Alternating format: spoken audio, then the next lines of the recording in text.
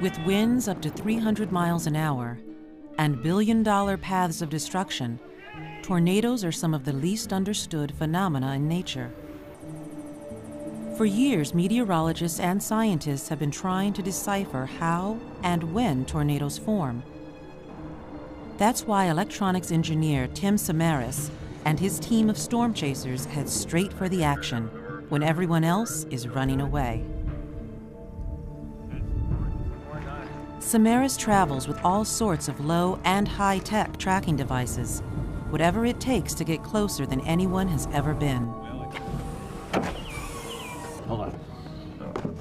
In the back of Tim's van are 6 45-pound probes packed with instruments that measure barometric pressure, wind speed and direction, temperature, and humidity. Any measurements these probes get from the center of the tornado would become the basis of a better understanding of how they form and how they maintain their strength.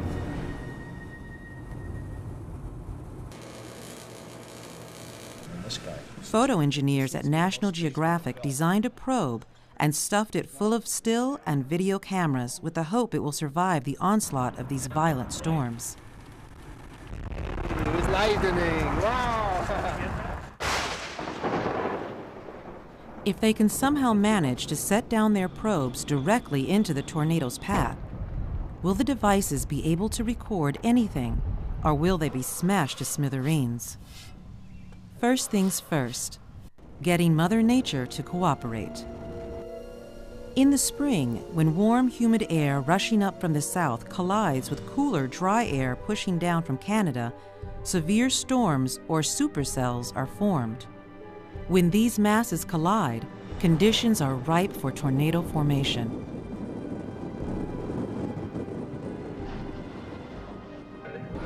But scientists still aren't sure exactly what in these conditions causes a tornado to form. And when you take a look, it's obvious that although they generally form under the same conditions, they come in all shapes and sizes. More than 1,000 tornadoes touch down every year in the United States, the majority forming in a swath of the Central Plains known as Tornado Alley. The team first sets out on May 3rd toward a promising set of conditions in the Texas Panhandle. Over the next 6 weeks, they rack up over 25,000 miles as they crisscross 8 states hunting for that elusive, perfect location. But when all goes well, the action is fast and furious. That's great. For Tim, he needs less than 10 seconds to flip a switch, make sure the probe is facing north, and run back to the car. And then you run like hell? Then back to waiting, hoping the tornado doesn't swerve. For once, the storm chasers have luck on their side. They get their probes into position just minutes before a massive tornado hits. This is probe 3. You can actually tell this side of the probe was actually the one that was facing the tornado.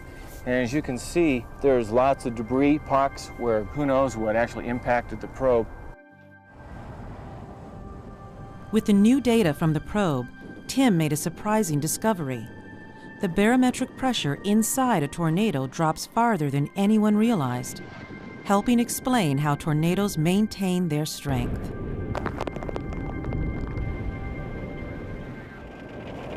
The probe recorded images from the edge of a twister, but none from inside the tornado.